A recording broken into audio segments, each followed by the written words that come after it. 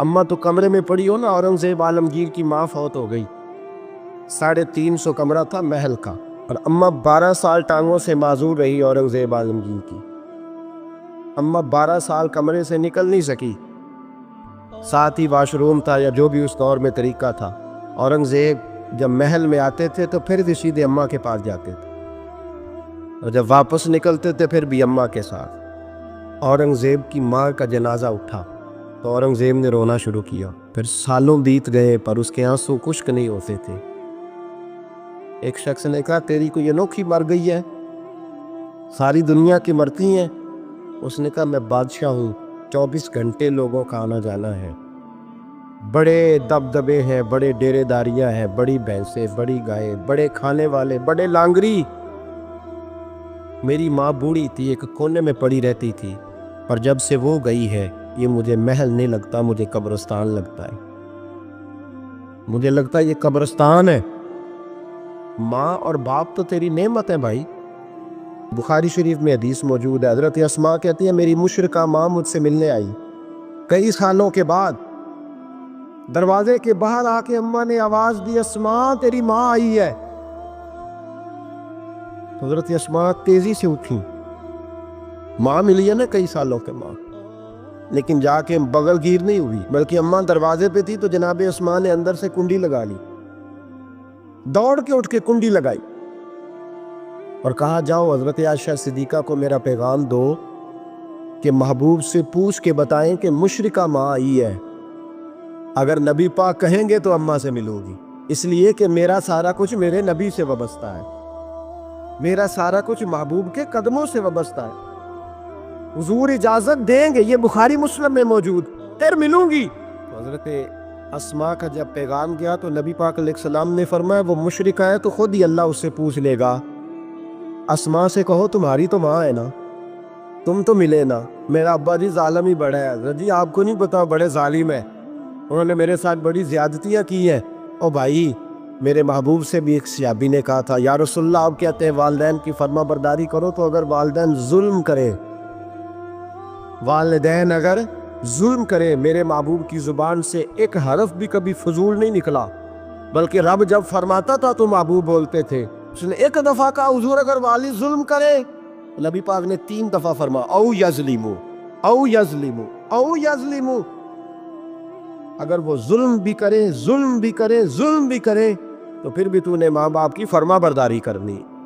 3 دفعہ محبوب نے ارشاد فرما۔ حضرت اسماء کہتی ہے حضور نے فرمایا تیری تو والدہ ہے نا تو مل، پھر پیغام بھیجا کہ یا رسول اللہ وہ کچھ تحفے بھی لائیں گے، اگر اجازت ہو تو قبول کروں، فرمایا تیرے لیے اجازت ہے۔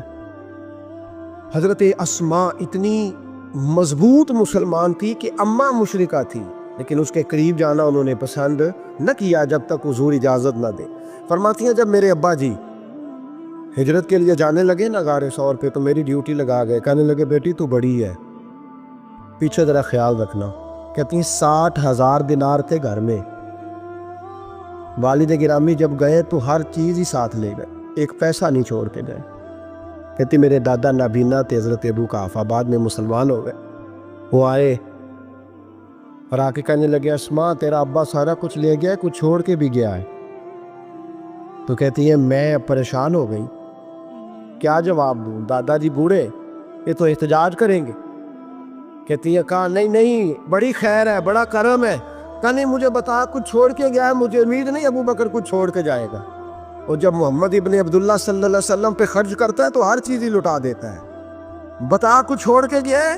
تو حضرت اسماء کہتی دادا جی بوڑھے تھے تو مجھے تجویز آئی، میں جلدی جلدی سے اٹھی، چھوٹے چھوٹے روڑے میں نے گھڑے میں رکھے، اس کے اوپر میں نے ٹاٹ ڈال دیا، میں نے کہا دادا جی پیسے ہیں، ان کا بازو تھام کے تو میں نے وہاں لگا دیا ٹاٹ کے اوپر۔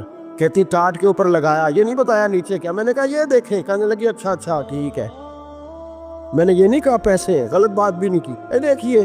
کہتی ہیں دادا جی کو تسلی ہو گئی، وہ مطمئن ہو گئے، وہ مطمئن ہوئے تو میری آنکھوں میں آنسو آ گئے، میں رو پڑی۔ میں نے کہا دیکھو رب کریم اس عمر میں مجھ سے کیسی خدمتیں لے رہا، جوان بیٹی، یہ ہمارا ہستا بستا شہر ہے اور سارے اپنے ہیں ہم آپس میں، لیکن کسی کی جوان بچی اس محلے دار سے جس کو وہ بچپن سے جانتی ہے، کونے میں جوان بچی 20-22 سال کی اگر ماچس لینی چلی جائے تو شور ہو جاتا ہے.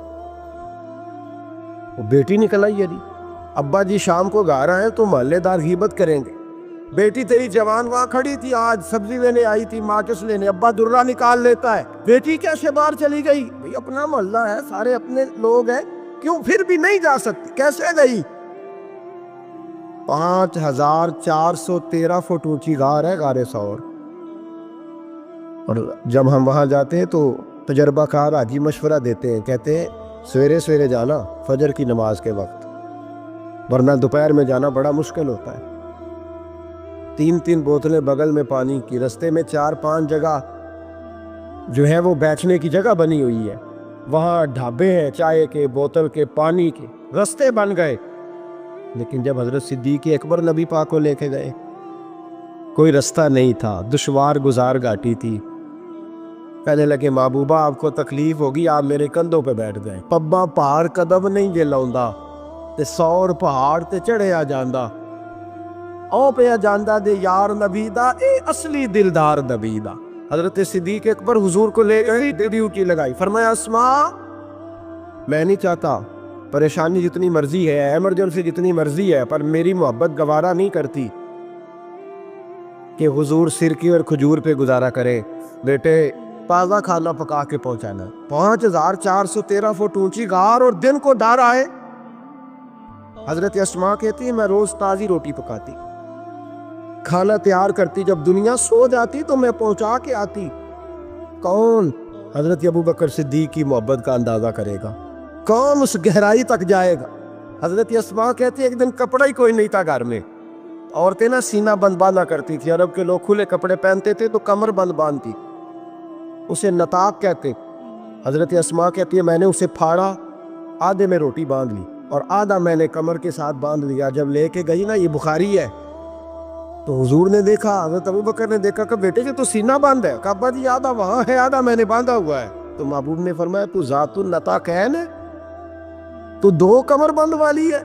فرماتی ہے میرا نام ہی پڑ گیا اس سے، 2 کمر بند والی. حضرت اسماء روز کھانا پہنچاتی، محبت بڑے امتحان لیتی ہے. کہتی ہے میں بڑے وقار والے گھر کی مالک تھی، میرے والد قبیلے کے سردار تھے، کاروبار کرتے تھے تو دولت بھی میں نے ہمیشہ دیکھی تھی، کسی کی طاقت نہیں تھی بری نظر سے دیکھ سکے. لیکن حضرت اسماء کہتی ہیں رب کریم نے ہم سے آزمائش بھی. دوسرا دن تھا، حضور کو غار ثور میں گئے تو ابو جہل دروازے پہ آیا، بہت سارے کفار اس کے ساتھ تھے. او بھائی اس کیفیت کو ذرا سمجھ تو صحیح، اس انداز کو کبھی سمجھ تو صحیح، کس بات کی دشمنی لے رہے تھے؟ حضرت صدیق اکبر نے کس طرح کے امتحانات دیے؟ سارے کفار کٹھے ہو کے کہتی ہیں میرے دروازے پہ آ گئے، دستک دی، میں باہر آئی. ابو جہل کہنے لگا کہاں گیا ہے تیرا والد محمد ابن عبداللہ کو لے کے صلی اللہ تعالی علیہ وسلم، کہاں گئے؟ جناب اسماء کہتی ہیں اب میرے لیے بڑی مشکل ہو گئی، جھوٹ بولتی ہوں تو شریعت نہیں بچتی، سچ بتاتی ہوں تو وفا نہیں بچتی، کدھر جاؤں؟ کہتی ہیں پیروں میں زنجیریں ہیں، غلط بات کیسے کروں؟ اس نے پھر پوچھا بولتی کیوں نہیں، کہاں گئے؟ میں خاموش تھی. تیسری بار پھر پوچھا کہاں گئے ہیں وہ؟ جناب اسماء کہتی ہیں میں نے فیصلہ کر لیا، شریعت بھی بچانی ہے، وفا بھی بچانی ہے، دونوں چیزیں بچیں گی. بولو کہاں ہے؟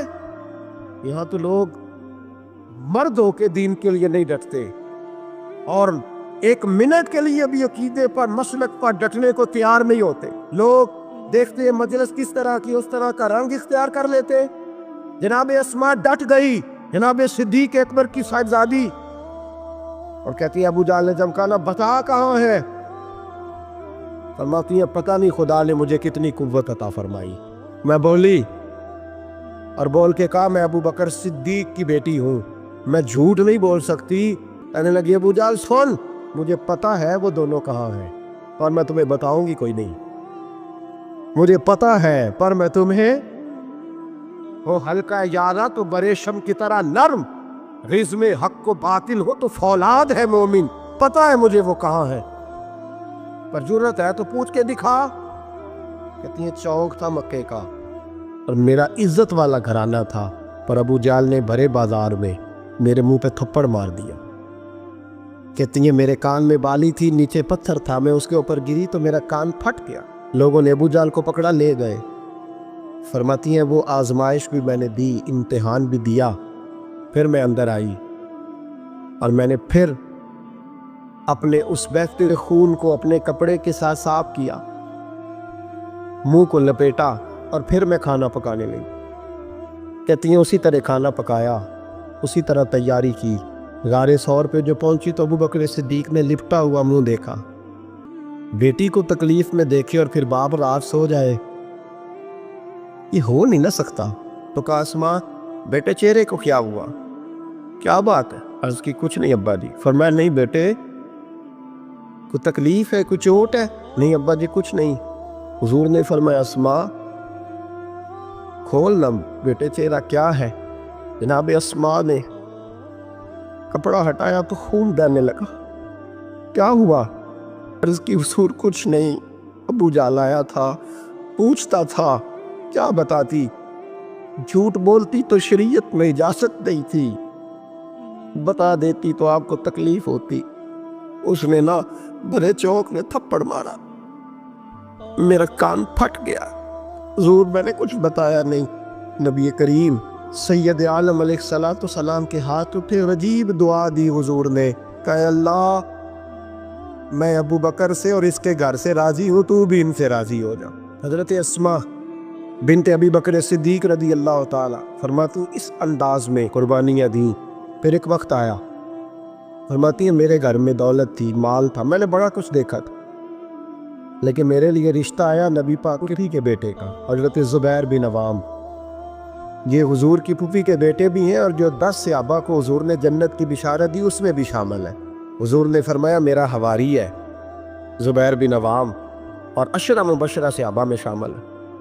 लेकिन घर में गुर्बत थी, तंगदस्ती थी, मजबूरी थी। जनाब अस्मा कहती हैं मेरे अब्बा जी ने कहा बेटा तेरे लिए रिश्ता आया है। मैंने कहा किसका? का हुजूर की पुप्पी के बेटे ज़ुबैर बिन अवाम का। कहते मैंने थोड़ी देर के लिए सोचा कि वहाँ तो बड़ी गुर्बत है। तो जनाब सिद्दीक अकबर ने अगला जुमला कहा, फरमाया तुम्हें पता है रिश्ता भेजा किसने? कहा अब्बा जी किसने? कहा मुस्तफ़ा करीम ने। जनाब अस्मा कहने लगी फिर आपको मुझसे पूछना नहीं चाहिए था, पर हुजूर ने पसंद किया है, महबूब ने, इतने मेरे नसीब। हजरत अस्मा कहती है मैं उस घर से गई थी जहाँ 3 गुलाम हर वक्त होते थे, और ये बुखारी मुस्लिम में आपको मिलेगा। बेटियों की तरबियत हम करते हैं तो कहते हैं ओ ससुराल में काम करना पड़ता है, सवेरे उठना पड़ता है, ऐसे करना पड़ता है। सुनो जनाब सिद्दीक अकबर रईस मक्का और मदीना की बेटी फरमाती है मैं जब ज़ुबैर बिन अवाम के घर में गई तो मैं आटा भी गूंथती थी, मैं कपड़े भी धोती थी। महबूब ने मेरा रिश्ता कराया ना। फरमाती है मैं चक्की भी पीसती थी। फरमाती है ज़ुबैर बिन अवाम ने घोड़ा रखा हुआ था, वो जब बाहर जाते तो मैं घोड़े के लिए चारा भी काट के लाती थी, मैं उस घोड़े को भी संभालती थी, मेरे हाथों में छाले पड़ जाते। एक दिन मेरे अब्बा जी ने देख लिया। अबू बकर सिद्दीक बड़े परेशान हुए। कहती हैं उन्होंने जाके महबूब की बारगाह में अर्ज़ की हुजूर अगर आप इजाज़त दें तो मैं ज़ुबैर को एक गुलाम ना दे दूँ, मेरी बेटी काम करती है, उसके हाथों में मैंने छाले देखे, एक गुलाम ना दे दूँ। डायरेक्ट हज़रत ज़ुबैर बिन अवाम से नहीं कहा कि तू इतना काम कराता है, झगड़ा नहीं खड़ा कर दिया। कहती हैं एक गुलाम हुजूर के ज़रिए जनाब अबू बकर सिद्दीक ने भेजा। अब वो बाहर के काम संभालने लगा, घोड़े को चारा डाल देता, कुछ सौदा सरफ ला देता। कहती मुझे यूं लगा जैसे मैं आज़ाद हो गई। गुर्बत भी थी। ज़ुबैर बिन अवाम नेक बड़े थे पर तबीयत के ज़रा सख्त थे। एक दिन अब्बा जी आए तो मैंने कहा हुजूर और तो कुछ चीज़ नहीं चाहिए, थोड़ी सख्ती है तबीयत में।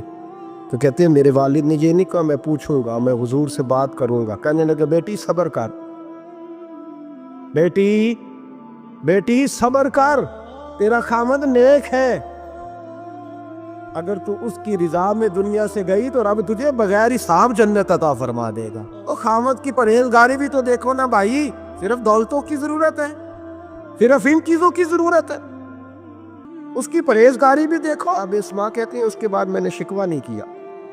उसके बाद दोबारा शिकवा, सखी बड़ी थी हजरत अस्मा, حضرت عبداللہ بن زبیر آپ کے بیٹے تھے. کسی نے ان سے پوچھا کہ آپ کی والدہ کا کیا حال تھا؟ تو فرماتے میں اماں کو مصلے پہ چھوڑ کے گیا, عبادت کر رہی, عبادت گزار بڑی تھی, مصلے پہ چھوڑ کے گیا. فرماتے میں ظہر کے وقت گیا اور عصر کی نماز کے بعد آیا تو میری اماں ابھی بھی مصلے پہ بیٹھی تھی اور رب سے معافی مانگ رہی تھی. کہتے ہیں بڑی سخی تھی, اور میری خالہ سیدہ عائشہ بھی بڑی سخی تھی. حضرت عبداللہ بن زبیر فرمانے لگے دونوں میں ایک فرق تھا. حضرت عائشہ جب سخاوت کرتی تو کچھ پیسے جمع کر لیتی, ایک ہفتے کے پیسے جمع کر کے جوڑ کے کہتی چلو کسی غریب کا کچھ بن تو جائے.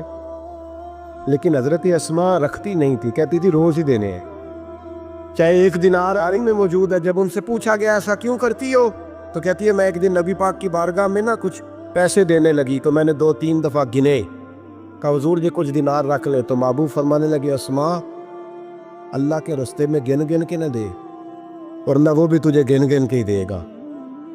تو اس کے رستے میں بے حساب دے, وہ بھی تجھے بے حساب ہی عطا فرمائے گا. اور بچا بچا کے نہ رکھا کر, دے دیا کر. تو اس کے رستے میں دیتی رہ, رب بھی تجھے دیتا ہی رہے گا. ہم چونکہ گن گن کے دیتے ہیں نا, اس لیے ہم اس فلسفے کو سمجھتے نہیں. گن گن کے دو گے تو گن گن کے ملے, بے حساب دو گے تو اللہ بھی بے حساب ہی دے گا. حضرت اسماء کی سخاوت, پرہیزگاری. فرماتی ہیں کہ میں جب مدینہ منورہ ہجرت کر کے سب لوگ چلے گئے تو مسلمانوں کے گھر میں نا بیٹیاں پیدا ہوتی تھی. تو یہودی عورتوں نے شور کر دیا کہ ہم نے جادو کر دیا, ان کے ہاں بیٹا نہیں ہو سکتا. تو جناب اسماء بنت ابی بکر صدیق رضی اللہ تعالیٰ عنہ فرماتی ہیں سب سے پہلا بیٹا مدینے میں اللہ نے مجھے عطا فرمایا. کہتی ہے میں نے کہا جاؤ اس کے نانا کو خبر کرو. نانے دادے پیار زیادہ کرتے ہیں, نانیاں دادیاں پیار زیادہ کرتے. تو کہتی ہیں کہ میں نے نا کہا جاؤ نانا کو خبر کرو. تو کہتے جناب صدیق اکبر دوڑے آئے تو پہلے دن کا بچہ ہی اٹھا کے لے گئے. ابا جی بات تو سنے, عمر ٹھہر جا سن لیتے. کہتے لپیٹا میرے عبداللہ کو لے گئے اور سارے مدینے کی گلیوں میں شور کر او یہودیوں نکلو باہر دیکھو, تم کہتے تھے جادو کر دیا ہے, اللہ نے ہمیں بیٹا عطا فرما دیا ہے, دیکھو اللہ نے بیٹا دیا. کہتی پھر سارا مدینہ گھما کے نا تو مصطفیٰ کے پاس لے گئے. کہا یا رسول اللہ دیکھیں اللہ نے نواسا دیا ہے. کہتی ہیں میرے بیٹے ابھی میں نے دودھ بھی نہیں پلایا تھا, میں نے کہا لے گئے ابا جی اور واپس بھی نہیں لائے. کہتے حضور کے پاس جب لے کے پہنچے تو نبی پاک نے کھجور منہ میں رکھی, اسے دانتوں کے ساتھ اس طرح چبایا کہ ذرے ذرے میں حضور کا لعاب دہن شامل ہو گیا. وہ کھجور حضور کے لعاب دہن میں گویا گون دی گئی. فرماتی ہیں اس کو نکال کے تو محبوب نے میرے بیٹے کو گٹی عطا فرمائی, عبداللہ نام رکھا. حضرت اسماء کہتی ہے جب واپس آئے میں نے کہا ابا جی میں نے تو ابھی اسے دودھ بھی نہیں پلایا تھا. تو کہنے لگے مبارک ہو,